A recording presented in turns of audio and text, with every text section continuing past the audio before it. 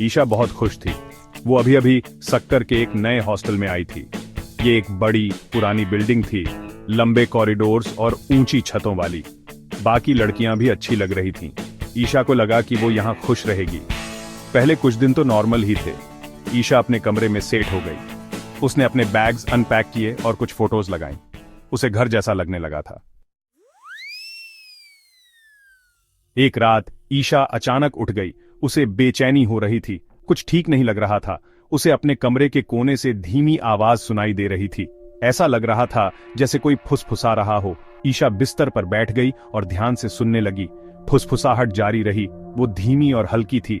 वो कोई शब्द नहीं समझ पा रही थी। ईशा का दिल तेजी से धड़क रहा था। उसकी सांसें भी तेज हो रही थीं, जैसे कोई अदृश्य शक्ति उसे घेर रही हो। उसने अपनी चादर ठोड़ी तक खींच ली। फुसफुसाहट तेज हो गई। ऐसा लग रहा था जैसे कोई उसके बहुत करीब आकर कुछ कह रहा हो। ऐसा लग रहा था जैसे वो उसके कान के पास से आ रही हो। उसकी धड़कनें और तेज हो गईं और उसने अपने कानों को ढकने की कोशिश की। हेलो, ईशा फुसफुसाई। उसकी आवाज कांप रही थी। उसे लगा कि शायद कोई जवाब देगा, लेकिन सन्नाटा ही मिला। फुसफुसाहट तुरंत बंद हो गई। कमरे में एक अजीब सी खामोशी छा गई, जैसे सब कुछ थम गया हो।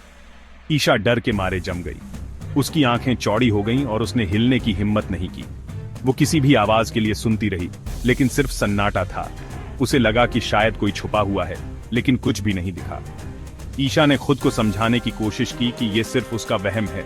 उसने गहरी सांस ली और खुद को शांत करने की कोशिश की। उसने अपनी आंखें बंद कर लीं और फिर से सोने की कोशिश की, लेकिन उसके मन में डर का साया मंडराता रहा। लेकिन फुसफुसाहट उसके दिमाग में गूंजती रही। उसने अपने कानों को ढक लिया, लेकिन आवाजें बंद नहीं हुईं।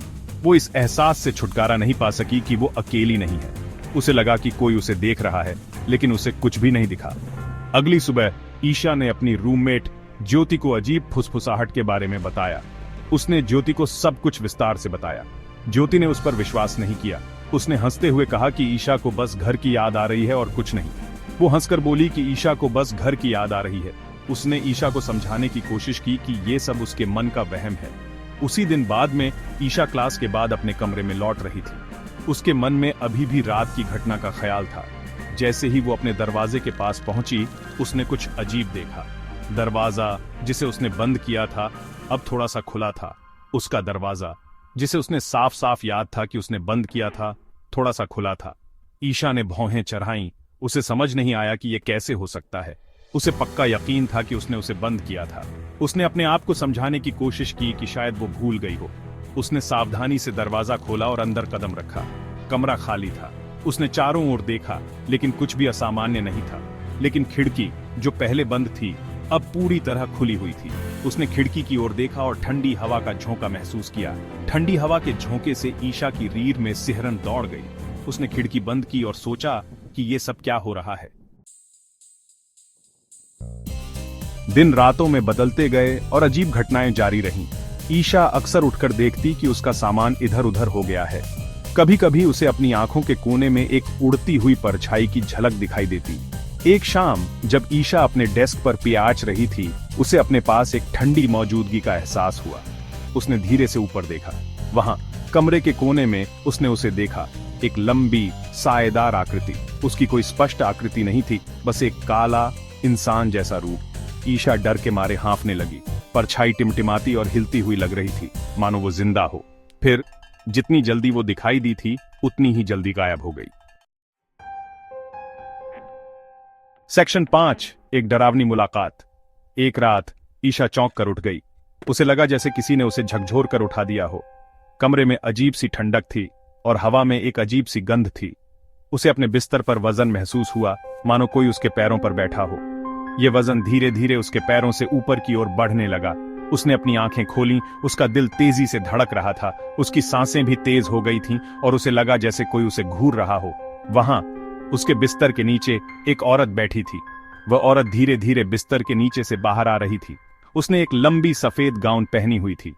गाउन पुरानी और फटी हुई थी, जैसे कई सालों से उसे किसी ने नहीं छुआ हो। उसके लंबे काले बाल उसकी पीठ पर बिखरे हुए थे। बाल गंदे और उलझे हुए थे, जैसे कई दिनों से धोए नहीं गए हों। लेकिन सबसे डरावनी चीज उसका चेहरा था। चेहरा इतना भयानक था कि ईशा की आंखें उससे हट नहीं पा रही थीं। वो पीला और दुबला था, आंखें ऐसी थीं जैसे किसी भयानक चमक से जल रही हों। उसकी आंखों में एक अजीब सी चमक थी जो सीधे ईशा की आत्मा में उतर रही थी। ईशा डर के मारे जम गई। उसका पूरा शरीर जैसे पत्थर का हो गया था और वह हिल भी नहीं पा रही थी। वो चीख नहीं सकती थी, हिल नहीं सकती थी। उसकी आवाज जैसे गले में ही अटक गई थी और वह कुछ भी बोलने में असमर्थ थी। वो बस वहीं लेटी रही, भूतिया आकृति को घूरती रही। उसकी आंखें उस भूतिया औरत से हट ही नहीं रही थीं। औरत ईशा के करीब झुकी। उसकी ठंडी सांसों से ईशा की रीढ़ में सिहरन दौड़ गई। उसकी सांसें इतनी ठंडी थीं कि ईशा को लगा जैसे उसकी त्वचा जम जाएगी। फिर उसने कर्कश आवाज में फुसफुसाया, इस जगह को छोड़ दो। उसकी आवाज इतनी डरावनी थी कि ईशा के रोंगटे खड़े हो गए। सेक्शन 6, ज्योति का अचानक जाना। ईशा ने अपनी आंखें बंद कर लीं, खुद को इस बुरे सपने से जगाने की कोशिश कर रही थी। जब उसने अपनी आंखें फिर से खोलीं, तो औरत जा चुकी थी।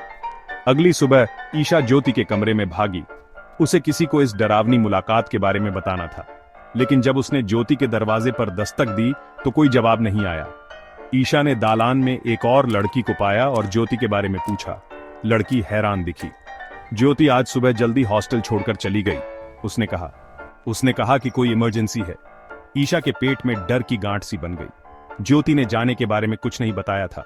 यह सब बहुत अजीब था। सेक्शन 7, डर की गिरफ्त। ईशा इस एहसास से छुटकारा नहीं पा सकी कि कुछ बहुत गलत था। फुसफुसाहट, परछाइयां, भूतियां औरत, यह सब सहन करना बहुत मुश्किल हो रहा था। वो डाइनिंग हॉल में अकेले जाना बंद कर दिया। वो अपने कमरे में अकेले रहने से बचती थी। वो लाइट जलाकर सोने भी लगी थी, लेकिन डर हर जगह उसका पीछा करता था। ये उसके दिमाग को खाए जा रहा था, उसे रातों को जगाए रखता था। उसके नंबर कम होने लगे।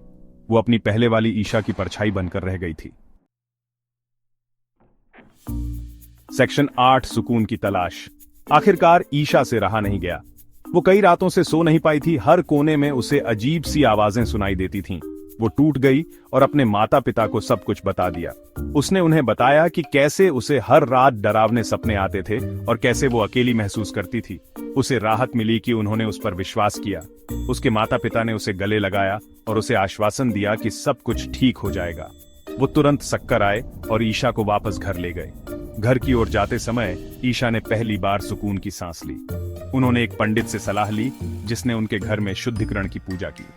पंडित ने कहा कि यह पूजा घर की नकारात्मक ऊर्जा को दूर करेगी। ईशा उस हॉस्टल में कभी वापस नहीं गई।